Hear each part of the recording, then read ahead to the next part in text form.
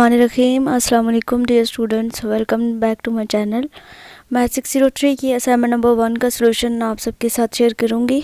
आप इसको समझ लें, इंशाल्लाह आपके फुल मार्क्स इस असाइनमेंट में से आ जाएंगे। आप एज इट इज़ इसको जैसे मैं आपको बताऊंगी इसी तरह से आप इन स्टेप्स को फॉलो करके अपनी असाइनमेंट को सॉल्व कर सकते हैं।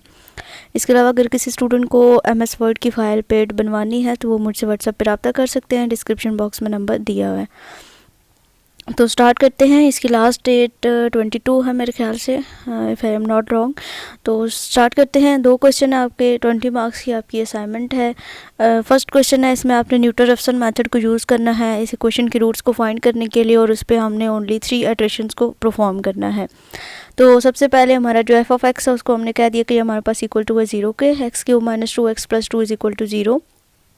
देन इसका हमने डेरिवेटिव लिया है d/dx, x³ - 2x + 2 इसका डेरिवेटिव लेंगे तो 3x² - 2 आ जाएगा, जिसको हम f' ऑफ x भी कह सकते हैं क्योंकि आगे फार्मूला में हम f' ऑफ x से यूज़ करते हैं। सो जैसे यहाँ पे स्टार्टिंग में ही इसको हमने मेंशन कर दिया कि ये हमारे पास डेरिवेटिव है और इसको हम f' ऑफ x से रिप्रेजेंट करते हैं। और x0 जो है इनिशियल वैल्यू जो हमें दी हुई है वो x0 की 0.2 दी हुई है।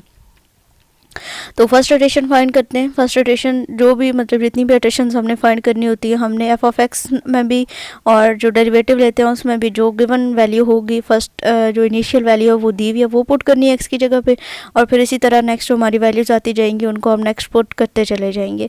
तो f(x) में जब हम x0 पुट करेंगे यानी कि x की जगह 0.2 पुट करेंगे तो हमारे पास आ जाएगा 1.608।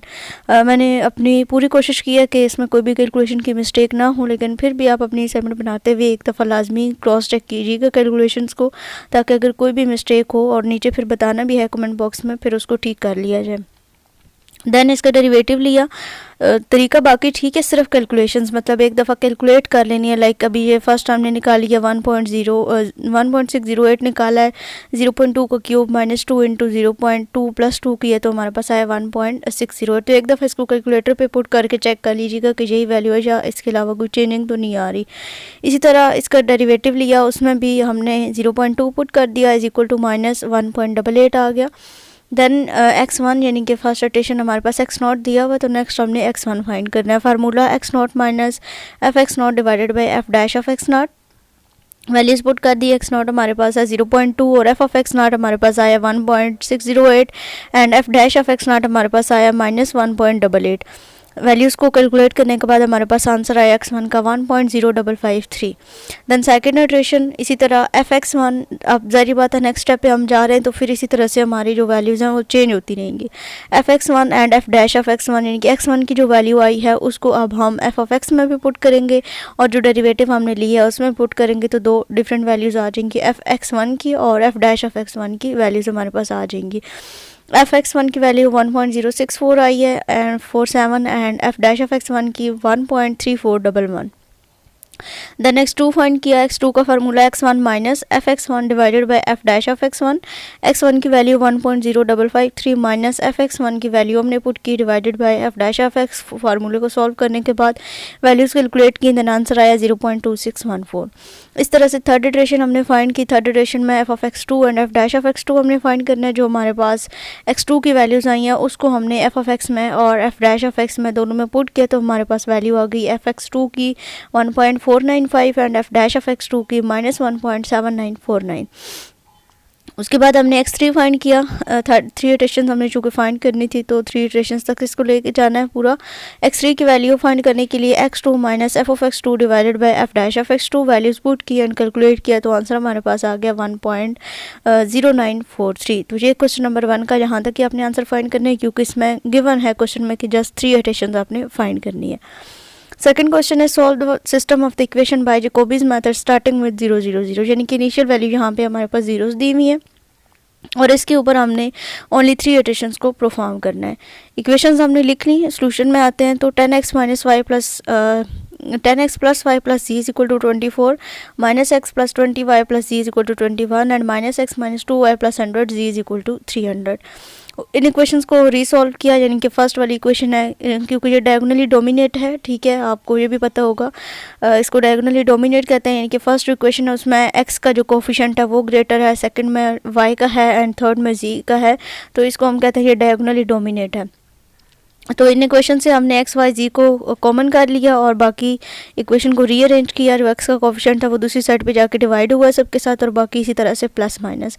इस तरह सेकंड इक्वेशन में वाई वाला कोफिशिएंट दूसरी साइड पे डिवाइड और बाकी साइंस चेंज हो गए।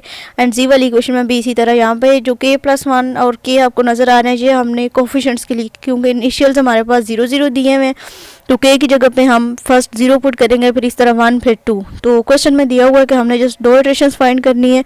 तो फर्स्ट इटरेशन में हमारे पास क्या होगा कि जो इनिशियल गैस हमें दिया हुआ है 0 0 0, वहाँ पे हम के की जगह पे सारी वैल्यूज़ जो हमें ये इक्वेशन बनाई है इसमें के की जगह पे हर वैल्यू में यहाँ पे हम 0 पुट कर देंगे, यानी कि एक्स वाई जी की जो वैल्यूज़ हैं वो हमारे पास 0 हो जाएंगी। बेसिकली ये मेरे कहने का मतलब है, ठीक है। तो x1 हमारे पास यहाँ पे आ जाएगा, ठीक है, क्योंकि के की जगह पे जब 0 पुट करेंगे तो वो हमारे पास क्या बन जाएगा, x1 बन जाएगा।